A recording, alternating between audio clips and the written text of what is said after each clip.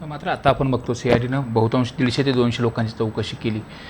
Mobile call असेल, record असेल हे देखील पाहिले. आर्थिक हितसंबंधाच्या दृष्टिकोनात चौकशी झाली पाहिजे का? नाही, झालीच पाहिजे ना.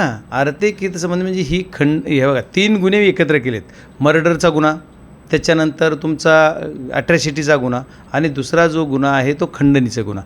तिन्ही गुन्हे क्लब केलेत. याचा अर्थ काय की तिन्ही गुन्ह्याचं कनेक्शन एक आहे.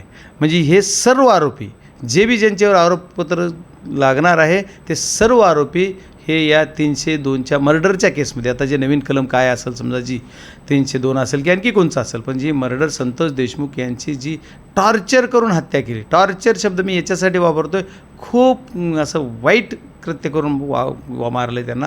आणि त्यांना मारत असतानाचा व्हिडिओसुद्धा काल सापडला असं मी माध्यमात बघितलं. मला काय अधिकृतरित्या कुठल्या एखाद्या अधिकाऱ्याने सांगितलं नाही, पण हा जर व्हिडिओ सापडला असेल ज्याच्या मोबाईलमध्ये आणि यांनी मग कुणाला व्हिडिओ कॉल केला होता हेही तपासलं पाहिजे. कुणाला व्हिडिओ करून दाखवत होता, बघ मी कसं मारतो आहे असं कळतं आहे. तर ती जर प्रकार असतील तर मग त्याला कुणाला सुटलं नाही पाहिजे. आणि CID असेल, माझे मायबाप शासन असेल, मुख्यमंत्री महोदयांना सर्वांना विनंती आहे की तुम्ही याच्यामध्ये पूर्ण पारदर्शकपणानं चौकशी कराल आणि चौकशी करून आमच्या संतोष देशमुख यांच्या आत्म्याला शांती लाभून त्यांच्या घराला आणि आमच्या सर्व बीड जिल्ह्याला न्याय द्याल आणि मारेकऱ्याला फाशी द्याल. याच कालच्या सापडलेल्या मोबाईलमध्ये 16 कॉल एका मोठ्या नेत्याला झाले म्हणून समजलं होतं. नेमकं ते कसं असू शकतं, ते जर असेल तर कसं धक्कादायक? मला जे काही बातमी समजली आपल्या सर्वांच्या कोणाकडूनच अनधिकृत असेल का अधिकृत मला माहीत नाही, पण अधिकृतरित्या माझ्यापर्यंत कोणाची काही आलेली नाही. पण ज्या व्यक्तीला चौथा आरोपी जो पकडला आहे मर्डरमध्ये आणि खंडणीमध्ये आहे, त्या आरोपीला जे खंडणीचा आरोपी आहे त्याचे कॉल होते आणि जी मर्डरमधला आरोपी त्याचे ज्यांनी मुख्य आरोपी म्हणून ज्याला ती घेतलेला आहे त्याला कॉल केलेले होते. म्हणजे याचं कनेक्शन एकूण एकात आहे. आणि यांचे सर्वांचे किती अकाउंट, आता माझं तर त्याच्यापेक्षा उलटमधनं यांनी खंडणी गोळा करू किती प्रॉपर्ट्या कमवल्यात आणि या कमवलेल्या पैशाचा विनियोग काय केला आहे, कुणाला दिलेत, कुठं खर्चिलेत आणि ह्यांचे कुणाकुणाचे संबंध आहेत. काढा ना लिस्ट एकदा जगाला कळू द्या काय धंदे कुणाचे आहेत ते.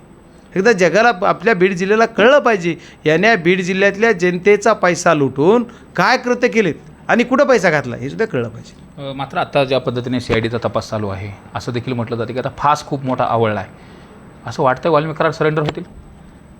आता ते सिलेंडर होतील का, त्यांना पकडलं जाईल का, पकडून सिलेंडर केलं जाईल का, सिलेंडर होऊन त्यांना पकडलं असं दाखवलं जाईल, ह्याच्यावर मी काही बोलणं उचित होणार नाही. पण त्यांना आता मला वाटतं आहे की ते सिलेंडर पण होतील किंवा पकडलंही जाईल, कारण आता ह्याचे वेगळे वेगळे विषय होणार आहेत.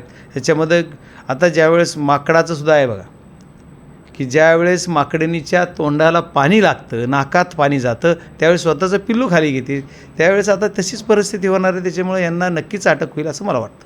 आता शेवटी मुख्यमंत्र्यांकडं शेवटचा माझा प्रश्न, काय मागणी असेल? आता CID तपास करते, मात्र ज्या पद्धतीने मास्टर माइंड सापडला जात नाही, ज्या पद्धतीने आणखी 3 आरोपी फरार आहेत ते सापडले जात नाहीत, नेमके ते आरोपी गेले कुठे हा प्रत्येकजण प्रश्न विचारतो. का एवढी जर तपासी यंत्रणा काम करत असतील आणि त्यात दुसरा आणखी महत्त्वाचा विषय की त्यांची खाती सील केली, त्यांच्या संदर्भातली प्रॉपर्टी जप्तीच्या संदर्भात देखील सांगितलं गेलं, तरीसुद्धा हे आरोपी सापडत नाही.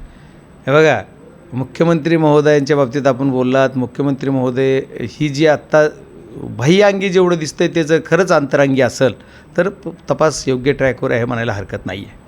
पण जर खरा तपास योग्य ट्रॅकवर ठेवायचा असेल तर मुख्यमंत्री महोदयाला माझी विनंती आहे की तुम्ही काल अकाउंट सीज करायचं डिक्लेरेशन केलं, पोलिसने ते केलं असं TV ला बघितलं आहे माध्यमाला, मला माहीत नाही.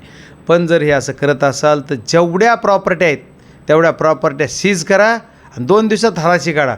तिसऱ्या दिवशी तुमच्या घरी पाया पडत येतील सगळे, कारण एवढ्या प्रॉपर्ट्या. आणि त्याच्या पुढचं मुख्यमंत्री महोदयाला हे जर तुम्हाला खरंच याच्या मुळाशी जायचं आहे, बीड जिल्ह्यातली दहशत संपवायची, गुंडगिरी संपवायची, दादागिरी संपवायची आणि सर्वसाधारण जनतेला जर मोकळा श्वास घेऊ द्यायचा असेल तर या प्रॉपर्ट्याचे सर्व सोर्सेस काय, कुठून यांनी या प्रॉपर्ट्या कमावल्यात हे सगळं एकदा बघा.